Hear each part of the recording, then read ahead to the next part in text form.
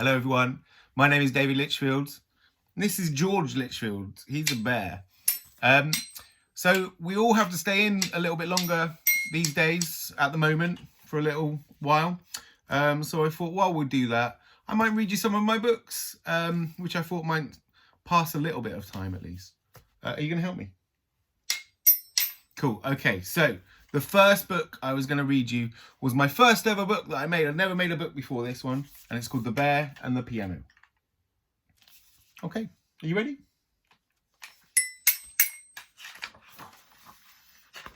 The Bear and the Piano by David Litchfield. So, sorry George, won't be able to see you for a second. One day in the forest, a young bear cub found something he'd never seen before. What could this strange thing be, he thought, and shyly he touched it with his stubby paws. Plonk! The strange thing made an awful sound. So the bear left.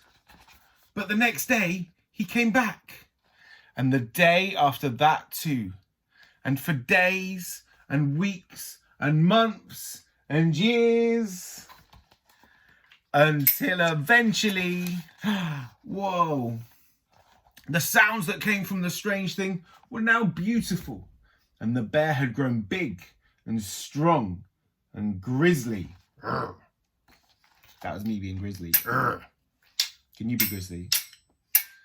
Is that you being grizzly? Anyway, when the bear played, he felt so happy. The sounds took him away from the forest, and he dreamed of strange and wonderful lands. It wasn't too long before the other bears in the clearing were drawn.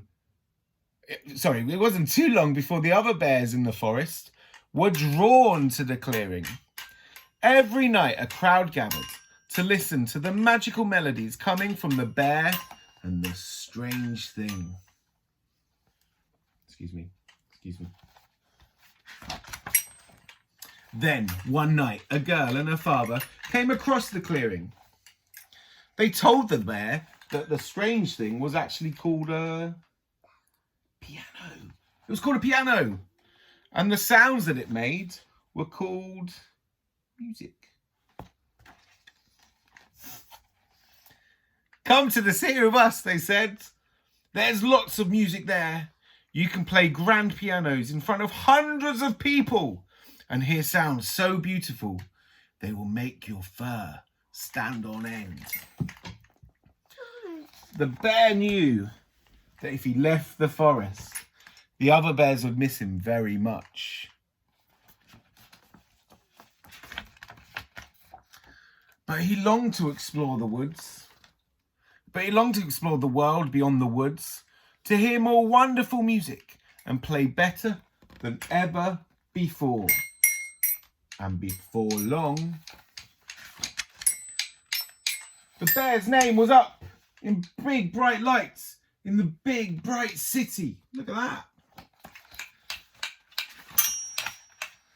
He played sold out concerts in giant theatres.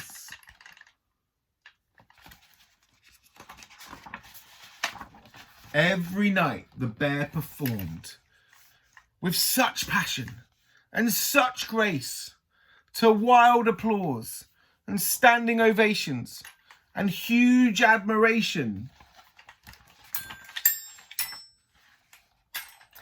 The bear recorded albums that went platinum. He was interviewed for magazines. He won awards. He met new people every day and created headlines everywhere that he went. How cool is that? The city was everything he'd hoped it would be. But deep down, something tugged at the bear's heart. He had fame and awards and all of the music in the world. But he missed the forest. He missed his old friends. He missed his home. Oh, poor bear. So the bear decided to go back. he speedily crossed the river and excitedly bounded back into the forest. He couldn't wait to tell his friends about his time in the city. But then, when the bear reached the familiar clearing, When the bear reached the familiar clearing, it was empty. No piano, no bears, no anything. I'm going to do this. Then a friend stepped into the clearing. "Hello," cried the bear. "I'm back. I've missed you so much." But without saying a word, the grey bear ran back into the forest. "Wait," called the bear. "I'm sorry I left. Please stop." But his friend just kept on running. The bear stumbled after him, moving deeper and deeper into the forest, until he saw something that made his fur stand on end. Wow, look at that. Look at that, George. What do you think? For the bear had not been forgotten. His friends weren't angry, but proud. The bear realised that no matter where he went or what he did, they would always be there watching from afar. They had even kept the piano safe in the shade, ready for his return. And he's gonna be. Exactly. So, after the bear had told his friends about his life in the city and the many different concerts he had played, he sat down to play once more, this time for the most important audience of all. The end. There we go. Go on. Why don't you stand up and give us a little concert, George? Your time is now.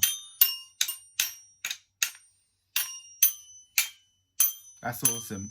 Thank you very much for listening, everyone. I'll read another one of my books very, very shortly. Hope you're all having fun and reading as many books as you possibly can. I shall speak to you soon. Okay, bye-bye.